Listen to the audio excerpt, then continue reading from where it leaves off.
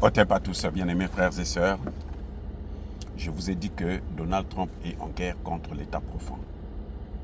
La guerre de Donald Trump, ce n'est pas contre l'Iran, ce n'est pas contre Israël, ce n'est pas contre le Rwanda, ce n'est pas contre la RDC, ce n'est pas non plus contre le Sahel, mais la guerre de Donald Trump, c'est contre l'État profond, contre les mondialistes, contre la mondialisation. Parce que Donald Trump sait que c'est la mondialisation qui a conduit à ce que les États-Unis puissent devenir faibles, puissent décliner sur le plan économique. C'est ça qui a poussé à ce que les pays des BRICS puissent attaquer le dollar. Mais, vous croyez que l'État profond va s'arrêter? Hein? Vous croyez que l'État profond va s'arrêter? Non, l'État profond ne s'arrête pas. L'État profond réagit. C'est une guerre. À la guerre comme à la guerre. Donald Trump frappe, eux aussi ils frappent. Et comment l'État profond est en train d'attaquer Donald Trump? Comment l'État profond fait la guerre, mène la guerre contre Donald Trump? C'est à travers les institutions internationales, à travers l'Agence à l'énergie atomique et à travers la CIA. Les amis, la guerre là, c'est pas du gâteau. L'État profond, mais ils sont là, c'est un système qu'ils ont mis en place depuis plusieurs dizaines d'années. Ce que nous voyons aujourd'hui là, c'est le fruit d'une réflexion qui a duré plus de 50 ans. Ils savaient qu'on en arriverait là.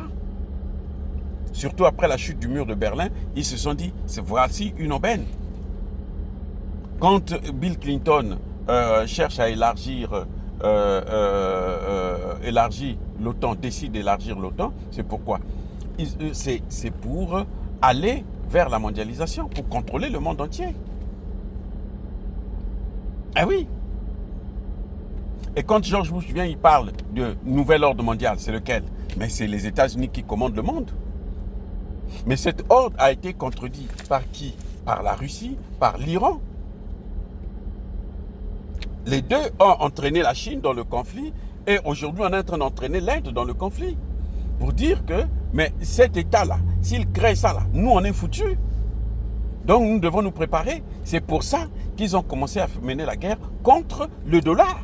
La dédollarisation est née de l'idée de vouloir contrôler le monde entier. Et c'est à cause de la mondialisation qu'il y a la dédollarisation. Et Donald Trump le sait. Donc si vous voulez arrêter ça, il faut arrêter la mondialisation. Comment? Je ne sais pas.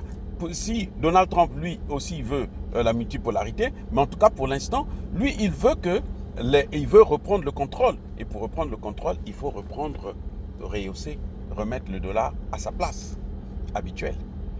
Le dollar qui était la monnaie d'échange jusqu'à hauteur de 94%, aujourd'hui, n'est utilisé que à 44%.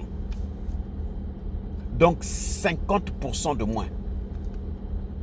Hein? Enfin, plus de 50%. Il faut dire 55-60% de moins. C'est grave. Et l'État profond ne veut pas aussi que Donald Trump puisse bousiller leur affaire. Maintenant, qu'est-ce qu'ils font? Mais ils mettent les agences internationales qu'ils contrôlent.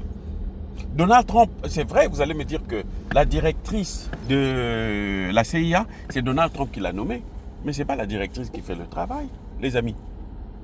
Un bon chef se reconnaît par le choix de ses collaborateurs. Ce n'est pas elle qui choisit ses collaborateurs. Elle est là pour manager un certain nombre de collaborateurs. Et ces collaborateurs, Donald Trump ne les a pas tous changés. Ces collaborateurs-là, ce sont ceux qui ont l'habitude de faire des rapports qui entraînent, qui provoquent des révolutions de couleur, qui provoquent des guerres, qui déstabilisent des pays, qui font tout ce qu'il y a. Ce sont ces collaborateurs-là. La directrice reçoit des rapports. Elle analyse, elle lit ces rapports, elle fait un résumé, elle condense ça et puis elle balance. Donc eux, comme ils savent que nous sommes en guerre, nous devrons contredire Trump, mais ils jouent sur ça. Quel est l'intérêt de la CIA ou comment on appelle ça, l'Agence internationale à l'énergie atomique, de venir dire que non, il n'y a pas eu de radiation? Est-ce qu'ils étaient là? Ils ne sont pas partis là-bas. Ils ont bombardé le matin même et ils disent que non, ils n'étaient pas là-bas. C'est pourquoi? Mais c'est à cause de la guerre. c'est la guerre. Parce que eux, ce sont des instances qui ont été mises en place par les mondialistes. Les amis, ils le savent. Ils le savent. Voilà. Donc, on ne peut pas... Ce qui est en train de se passer là, c'est une guerre. La contradiction que vous voyez là, ce n'est pas... c'est ce qu'on appelle la guerre commerciale. Ils n'ont pas d'autre moyen que de tenter d'humilier Donald Trump, de montrer à l'Afrique, à l'Amérique, que Donald Trump a dépensé votre argent pour rien, il n'a pas atteint ses objectifs. Il faut donc qu'il reparte pour atteindre des objectifs, ou qu'il reconnaisse qu'il a échoué, donc il a gaspillé votre argent, alors il faut le destituer. Ce que vous voyez là, c'est la guerre. C'est la guerre. C'est la guerre contre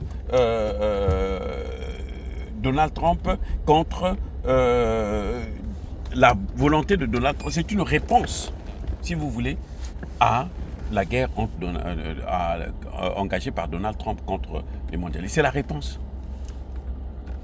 L'ONU travaille pour eux. L'ONU là. Pourquoi Donald Trump est sorti de l'Organisation mondiale de la santé? Mais c'est à cause de ça. Parce que l'Organisation mondiale de la santé était l'un des piliers même de cette mondialisation. C'était le cœur de la mondialisation, faire disparaître les souverainetés. Alors que Donald Trump l'a dit aux Nations Unies, lors de son premier mandat, que nous sommes pour un monde de souveraineté, des États souverains. Vous voyez? Donc, ces institutions-là travaillent pour les mondialistes. Ce sont eux qui ont mis ça en place. Tout le monde sait que les Clinton, les Obama, tout ce monde, les Biden, tout ce monde-là appartiennent à ce club-là, ce grand club fermé. Donc, quand vous voyez Donald Trump oublier un peu le Sahel, ce n'est pas parce qu'il aime le Sahel, non. C'est parce qu'il ne peut pas encourager ces gens-là à être forts. Pourquoi Donald Trump, dans les accords avec la RDC, il est en train de tout faire pour exclure l'Europe? Parce que l'Europe est déjà mondialisée. Eh bien sûr, il est en train de les exclure parce qu'ils sont mondialisés, les amis. Donc, vous avez l'AIEA et vous avez la CIA qui contredisent le président Trump. Le président Trump a fait d'une pierre deux coups. C'est-à-dire que je vais, par cette occasion-là, à stopper Netanyahou, le mettre dans une situation où il ne peut plus faire la guerre, puisque je dis que tout est accompli. Donc, il n'y a plus raison de faire la guerre. Et entre-temps, je suis en train de donner un coup aux mondialistes qui ne savent plus comment il faut faire. Voilà ce qui est en train de se passer exactement. C'est pour ça que vous voyez la contradiction entre Donald Trump et la CIA, entre Donald Trump et l'AIEA.